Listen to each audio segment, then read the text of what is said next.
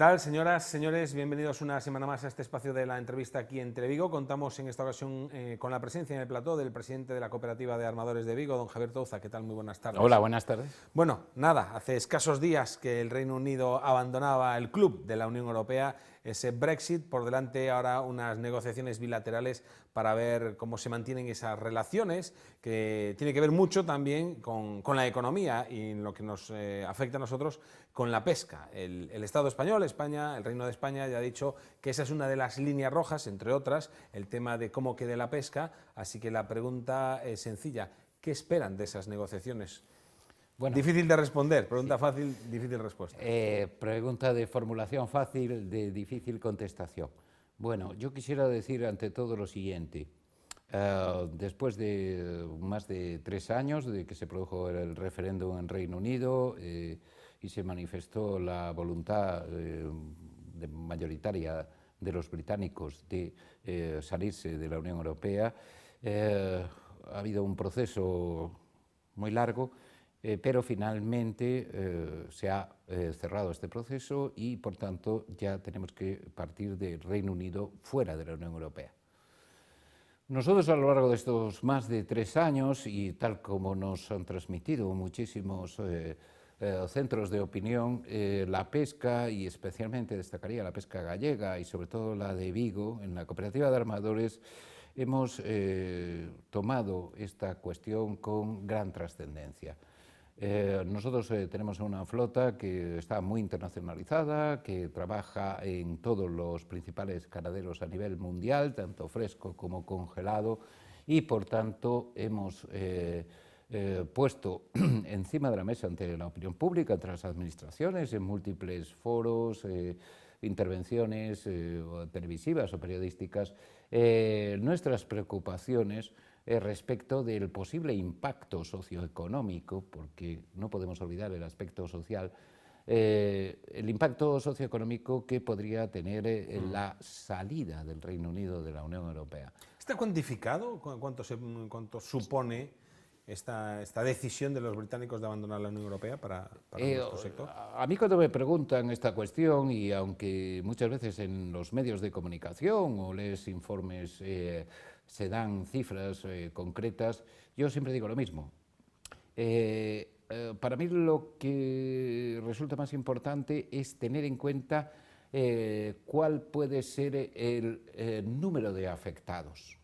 Va a depender todo de cómo vaya la negociación, claro, y cómo quede finalmente, para saber el grado de impacto que pueda tener sobre cada uno de los diferentes subsectores que componen la pesca. Pero a grosso modo se puede decir que solo refiriéndonos a lo que es Galicia, podríamos estar hablando en torno a 130 buques, 1.700 tripulantes, pero sobre todo al dar estos números hay que tener en cuenta el carácter transversal, el efecto motor que tiene la pesca, dada la cantidad de interrelaciones que tiene con otros sectores de actividad. Sí. Por tanto, si nosotros se trate de pescado fresco y traemos el producto a la lonja, en las lonjas diariamente se mueven 5.500 personas. Aún estuve este pasado viernes hablando con vendedores, subastadores, etcétera, y estamos hablando del impacto que tiene sobre la lonja de Vigo, el pescado fresco procedente de Gran Sol, estamos hablando de más de un 30%. Pero en el caso del pescado congelado estamos hablando de frigoríficos, plantas de elaboración, en ambos casos comercializadores, transportistas y a su vez todo lo que es astilleros, empresas auxiliares, etcétera, dado que traemos aquí los barcos, los reparamos e incluso estamos en pleno proceso de renovación de flota. Por tanto, los impactos pueden ser enormes desde un punto de vista económico, social, impacto sobre abastecimiento de mercado, etcétera. Por tanto, la preocupación es grande. En todo caso, el primer momento es de tranquilidad, en tanto en cuanto hace unos meses hablábamos de si al día siguiente del Brexit, que ya se ha producido, los barcos dejarían de faenar y tendrían que volver al puerto. Eso obviamente no ha sido así, se está faenando, por lo menos en cuanto dure esa negociación. Ya es un temor menos. un pequeño consuelo, entiendo. Yo al respecto quiero poner también en claro una cuestión porque existe cierta desinformación al respecto. Mensaje a nuestras tripulaciones y a nuestras empresas. Hasta 31 de diciembre del 20 vamos a poder seguir manteniendo el sistema de tax y cuotas, vamos a poder seguir pescando en aguas británicas, tal como hasta ahora. Pero hubo una duda, hubo ahí Sí, pero si me permites, además no tenemos encima el problema de la aplicación de aranceles a las importaciones, por tanto, calma, tranquilidad durante el año 2020. Ahora bien, hay mucha gente que desconoce que, tal como se recoge en el acuerdo de retirada, pero específicamente en la declaración política, se fija un sector especial que va primero en la negociación, y es la pesca.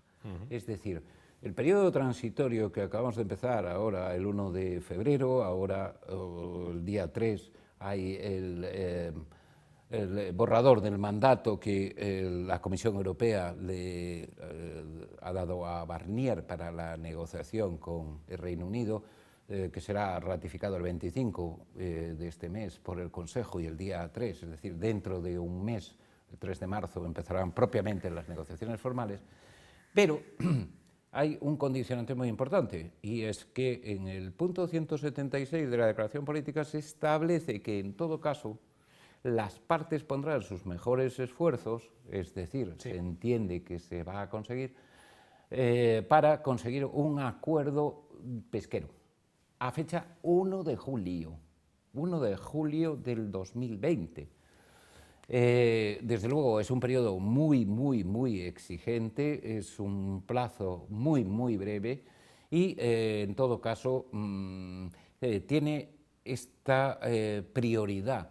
La pesca, como bien destacabas al principio, para nosotros desde luego es enormemente tranquilizador que, tal como ha manifestado el máximo representante del equipo negociador, Barnier, o como ha manifestado el pasado viernes el presidente del Gobierno, don Pedro Sánchez, desde luego la pesca va a estar entre los temas prioritarios a la hora de llevar a cabo la negociación. Desde luego esto contrasta con el lugar que ocupó el sector pesquero cuando España ingresó en la Unión Europea. Contrasta en este caso para bien que efectivamente hayamos escuchado de propia boca del presidente del Gobierno que es una de las líneas rojas que España se marca en esa negociación, defender el sector pesquero, como también el agroalimentario en general, o por ejemplo la reciprocidad en el trato entre las personas británicas y españolas. Pero sí que se nombra a la pesca como un asunto central y trascendental, cosa que cuando ingresamos en la Unión Europea pues casi fuimos los últimos de la fila, ¿no? Aquí hay dos cuestiones. Una que nosotros tenemos grabado en el subconsciente, que cuando se produjo la adhesión de España a la Unión Europea, la pesca fue el último capítulo de negociación y por tanto tuvimos nuestro sector, digamos, estuvo un poco marginado a la hora de las negociaciones. Esto evidentemente se ha revertido en este caso, dado que es un capítulo prioritario en la negociación, porque, y quisiera poner énfasis en ello, se ha conseguido que actúe en los 27 en bloque.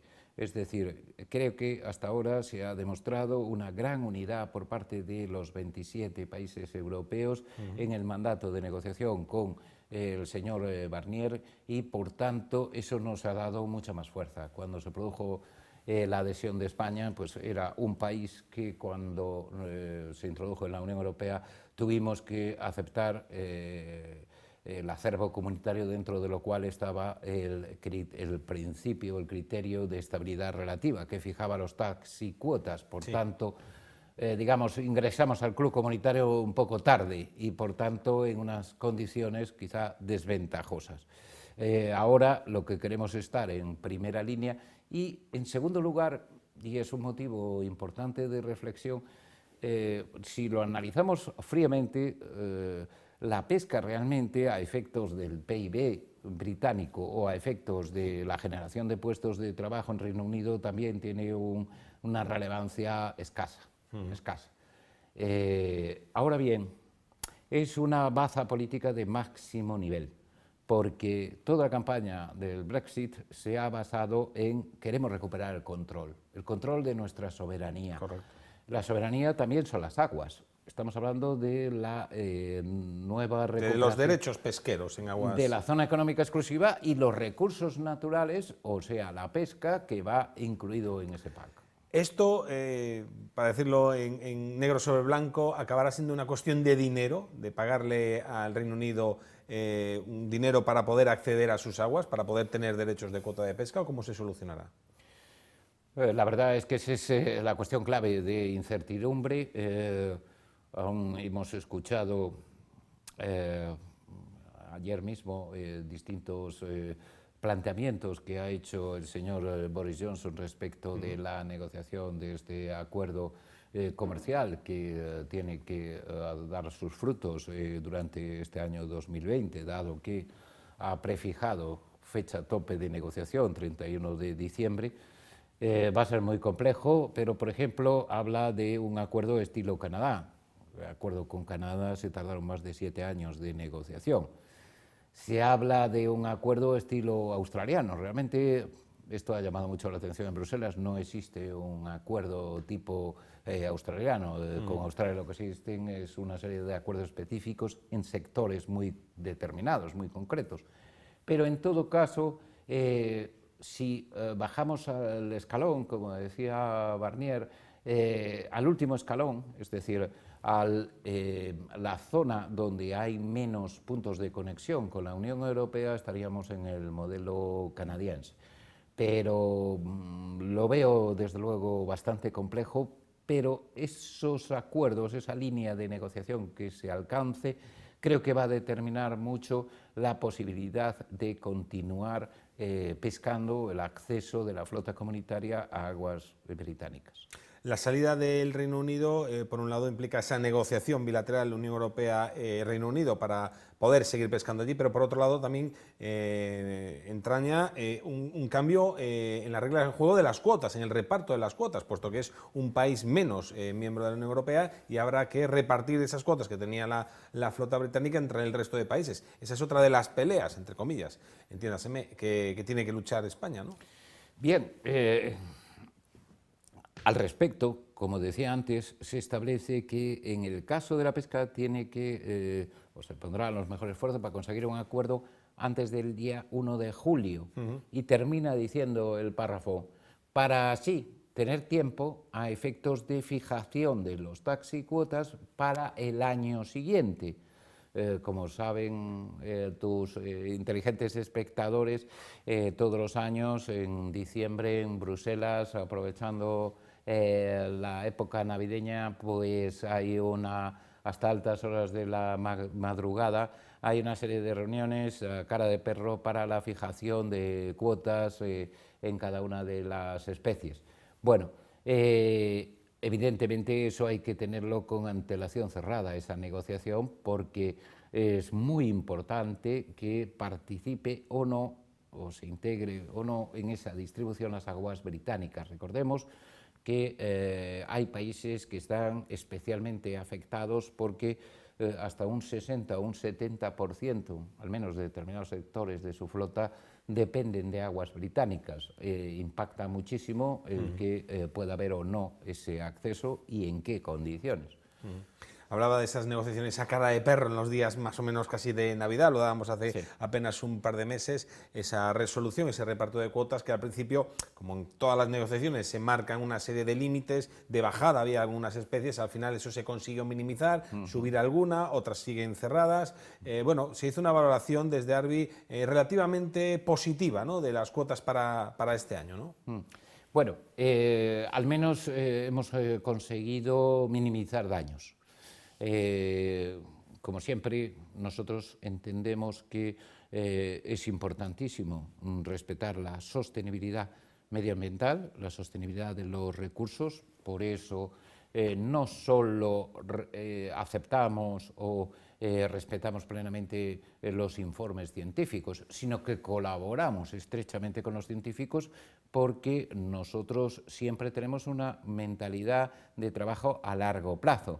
Si matamos la gallina de los huevos de oro, mañana no tendremos recursos que explotar. Por tanto, somos muy favorables a esa política de gestión de recursos, en un enfoque plurianual. De regeneración de los bancos. De regeneración, etcétera.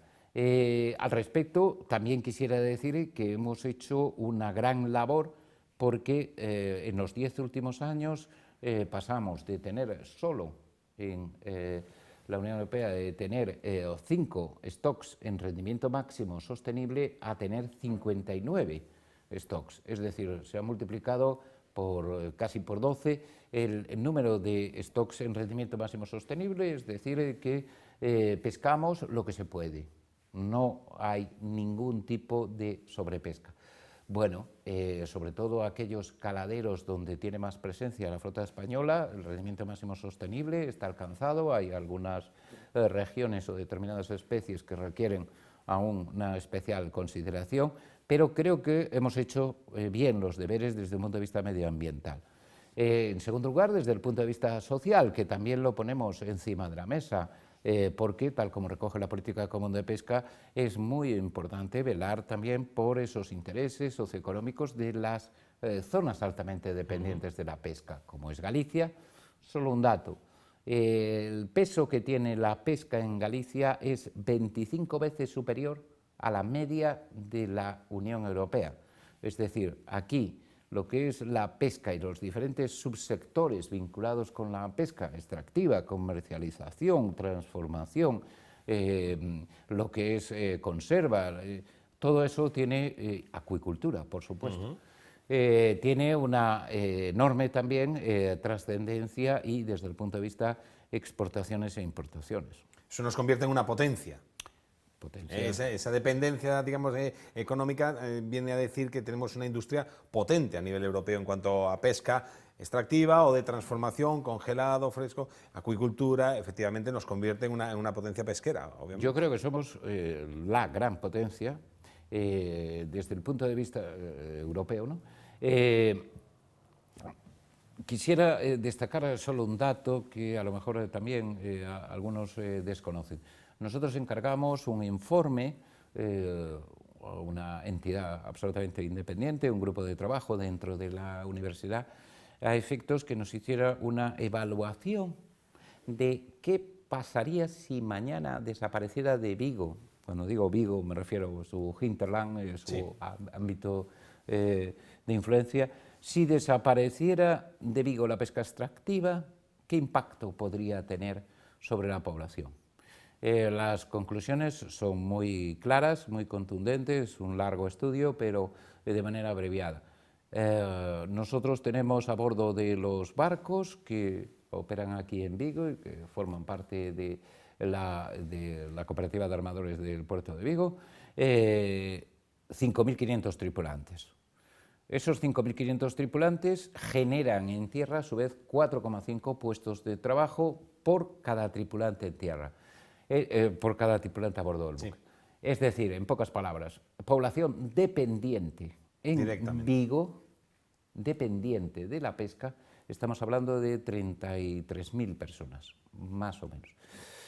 Por tanto, creo que Galicia y especialmente Vigo, por nuestra característica de internacionalización, de estar presente en los distintos caladeros y desde el punto de vista de ser eje de importación, exportación, especialmente importación, porque, como sabrás perfectamente, la Unión Europea depende, para cubrir la demanda de su mercado, depende más de 2/3 partes de importaciones. De ahí la gran importancia que tienen las sociedades mixtas. Hablamos de Galicia como una potencia pesquera, matizabas obviamente en Europa, hay otras en el mundo, China, a la que se acusa un poco, ¿no? Bueno, no sé si de competencia desleal o no. Además está esa guerra económica entre la segunda y la primera potencia mundiales, China y Estados Unidos, que también afecta a terceros y en este caso, bueno, pues obviamente a la industria aquí gallega, ¿no? Yo vengo recientemente, hace un par de semanas, invitado por el Parlamento Europeo, por la Comisión de Pesca. Estuve dando una audición respecto de lo que se llama el level playing field. O sea, el mantener las reglas del juego a efectos especialmente de las importaciones que proceden de países asiáticos. China es el caso más paradigmático. Nosotros entendemos que somos empresas muy competitivas, es un sector muy competitivo.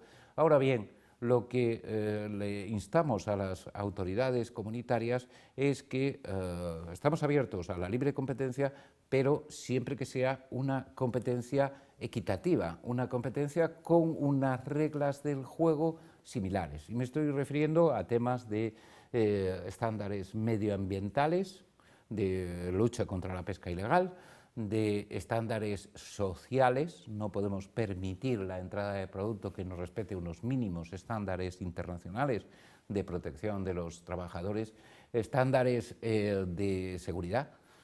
Todos esos es necesario que sean contemplados por parte de las administraciones a nivel europeo, porque si no tiene un impacto enorme desde el punto de vista social y económico al producirse esas importaciones de manera indiscriminada en algunos casos, que va en contra de la competitividad de nuestras propias empresas.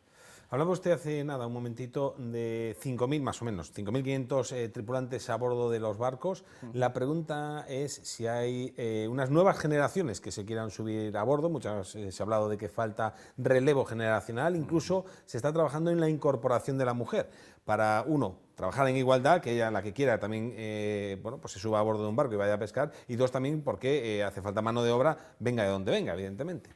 Bueno, al respecto, este es un tema que me gusta especialmente porque presido Fundazmar, la Fundación para la Pesca y el Marisqueo, que es un proyecto pionero a nivel europeo, dado que tiene carácter paritario entre la parte empresarial, la cooperativa de armadores, y la parte social. Están los sindicatos más representativos de nuestro sector, comisiones obreras y UGT.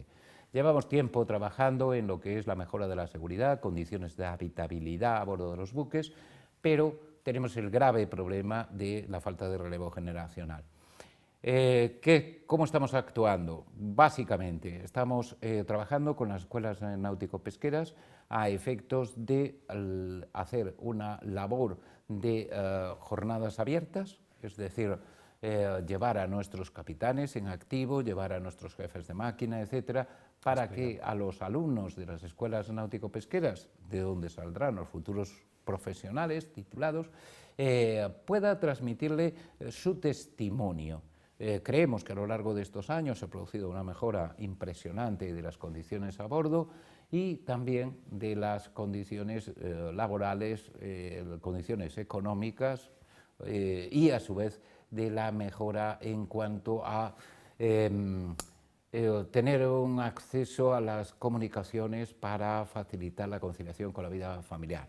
A bordo de muchos de nuestros buques ya existe tarifa plana que pueden conectarse en cualquier momento por o sea, tablet, móvil, etcétera, hacer con sus familias. Lo más llevadero posible la vida a bordo. Se hablaba de incluso hacer buques más grandes, no con más capacidad de pesca, porque entre otras cosas la cuota es la que es y por muy grande que sea el barco no se puede pescar más allá de lo permitido, pero sí más grande en el sentido de que uno cuando termina su jornada laboral y obviamente está en el barco, que tenga un cierto esparcimiento, que tenga un cierto espacio para él, para poder comunicarse con su familia o poder matar el tiempo libre de alguna manera, que no sea que tengo que estar aquí 30 días y esto es, y se me entienda bien, una cárcel. Esto es un trabajo que estamos haciendo con las distintas administraciones, especialmente con Madrid, con el Ministerio y la Secretaría General de Pesca, en el sentido de que se nos permita aumentar los que se llaman GTs, el gross tonnage de los barcos, pero sin que por ello suponga una penalización.